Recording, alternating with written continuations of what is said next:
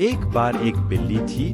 वो बहुत ही चालाक और चौकस थी और उसकी इसी चालाकी और चौकसी को देखकर चूहे भी सावधान हो गए थे। अब चूहे बिल्ली के हाथ नहीं आ रहे थे। एक समय ऐसा आया कि बिल्ली भूख के मारे तड़पने लगी। एक भी चूहा उसके हाथ नहीं आता था, क्योंकि वो उसकी आहट सुनते ही तेजी से अपने बिल में छुप जाते थे।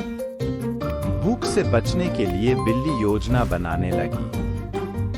तभी उसके दिमाग में कुछ आया और वो एक टेबल पर उल्टी लेट गई। उसने सभी चूहों को यह सोचने पर मजबूर कर दिया कि वो मर चुकी है। सारे चूहे बिल्ली को ऐसे लेटा हुआ अपने बिल से ही देख रहे थे। उन्हें पता था कि बिल्ली बहुत चालाक है, इसलिए उनमें से कोई भी चूहा अपने बिल से बाहर नहीं आया। लेकिन बिल्ली भी हार मानने वालों में से नहीं थी। वो बहुत देर तक उसी टेबल पर उल्टी लेटी रही। धीरे धीरे चूहों को लगने लगा कि बिल्ली मर चुकी है। वो जश्न मनाते हुए अपने बिल से निकलने लगे। चूहे जैसे ही बिल्ली की टेबल के पास पहुंचे, उसने उछलकर 2 चूहे पकड़ लिए।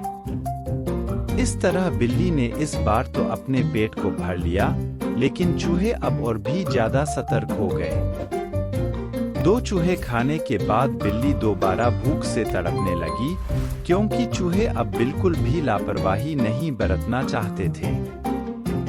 इस बार पेट भरने के लिए एक बार फिर बिल्ली को योजना बनानी थी। लेकिन इस बार छोटी योजना काम नहीं आने वाली थी। इसलिए बिल्ली ने अब खुद को पूरे आटे से ढक लिया। चूहों ने सोचा कि वह आटा है और उसे खाने के लिए आ गए। लेकिन एक बूढ़े चूहे ने उन्हें रोक दिया। उसने ध्यान से आटा देखा तो उसे उसमें बिल्ली का आकार दिखने लगा।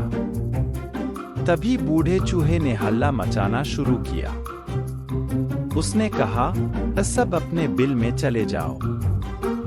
यहाँ आटे में बिल्ली छुपी है। बूढ़े चूहे की बात सुनकर सारे चूहे अपने बिल में चले गए। जब बहुत देर तक एक भी चूहा बिल्ली के पास नहीं पहुंचा, तब बिल्ली थकने की वजह से उठ गई।